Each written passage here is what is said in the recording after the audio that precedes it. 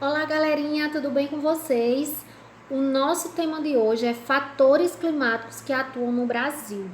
Então, nós vamos conhecer quais são os fatores que contribuem para a formação dos climas brasileiros. E eles já estão aí na sua telinha, olha só: latitude, relevo, maritimidade, continentalidade, correntes marítimas, massas de ar e vegetação.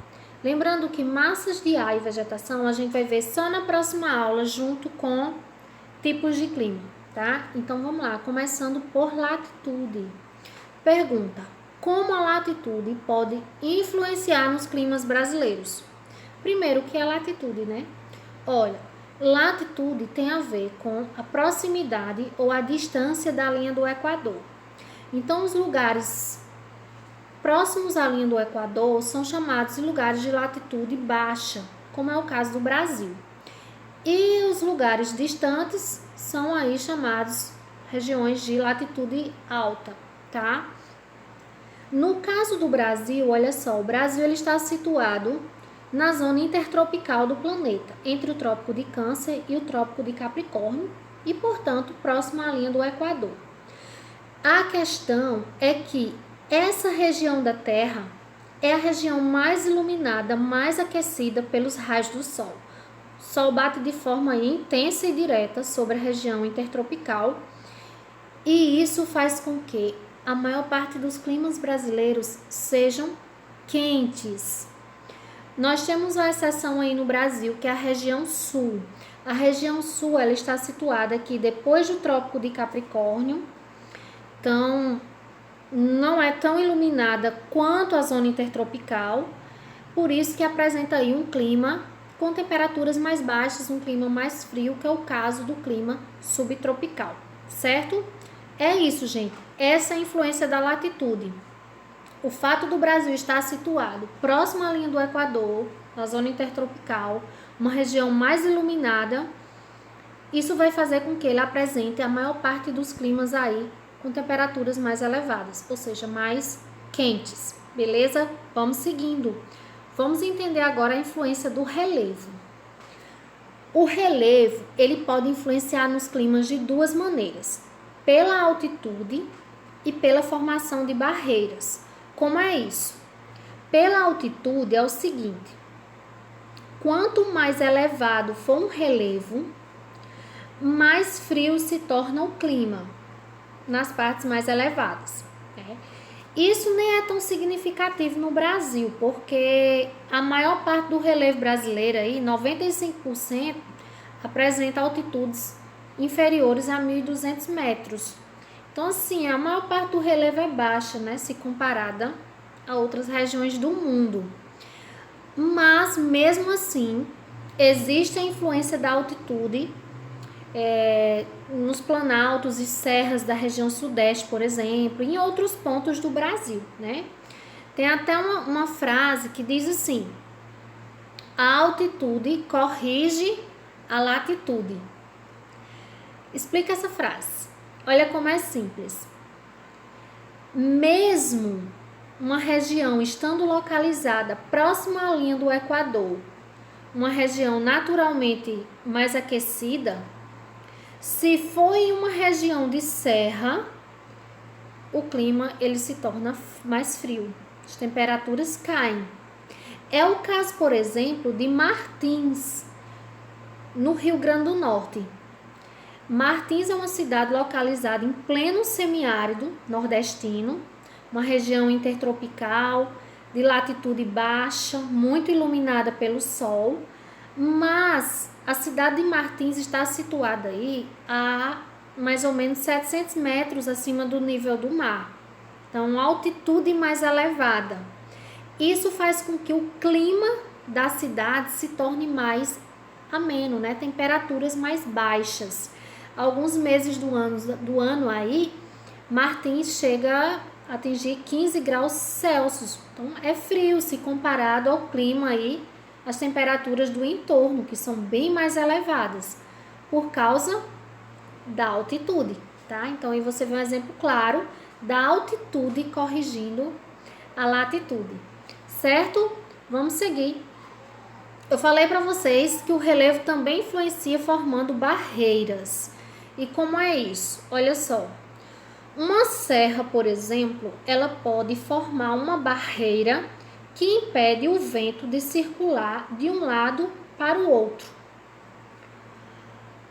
O melhor exemplo que eu tenho aqui pra gente é o exemplo da Serra do Planalto da Borborema, localizado no Nordeste brasileiro, que contribui para a formação do clima semiárido no interior do Nordeste. Como?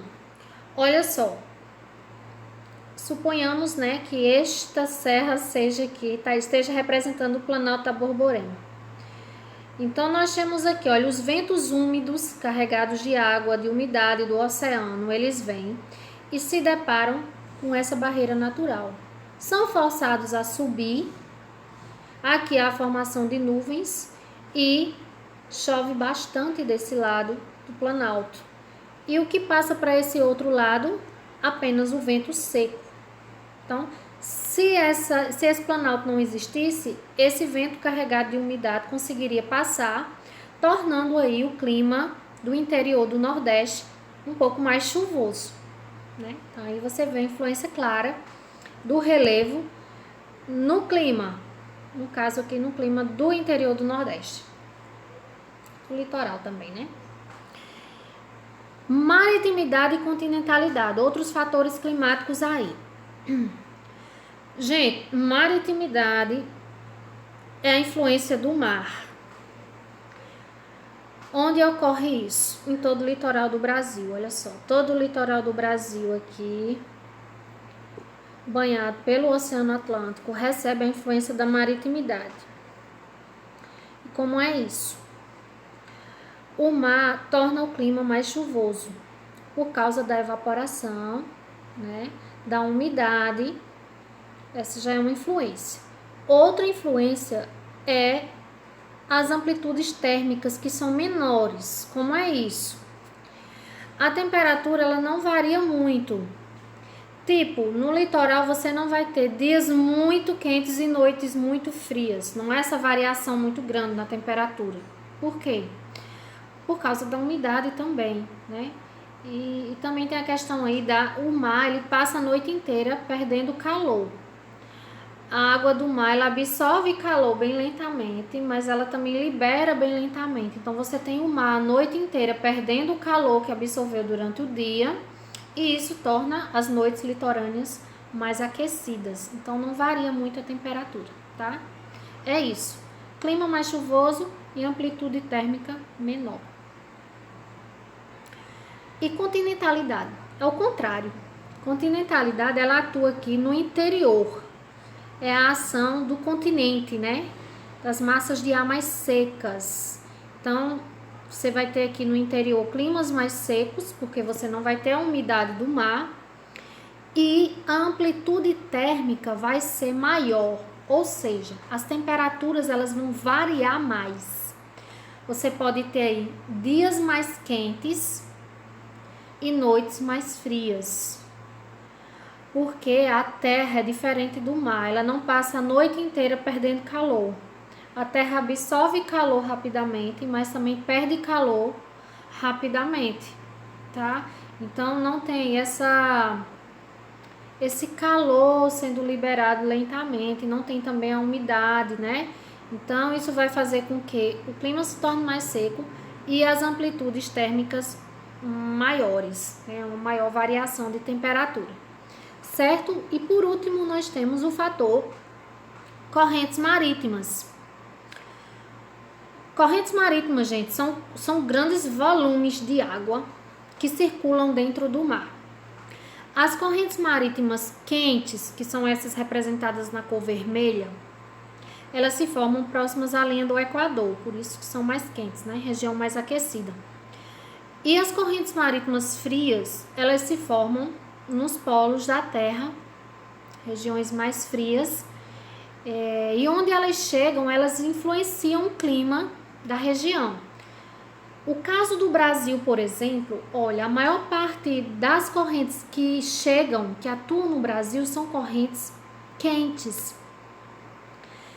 Por isso, os climas do litoral, eles serão também, né, mais quentes e mais chuvosos, porque as correntes aquecem a água do mar, a água evapora, contribuindo para a formação aí de climas mais chuvosos. E esses climas mais quentes e chuvosos vão contribuir para a formação de uma vegetação mais exuberante e floresta, né?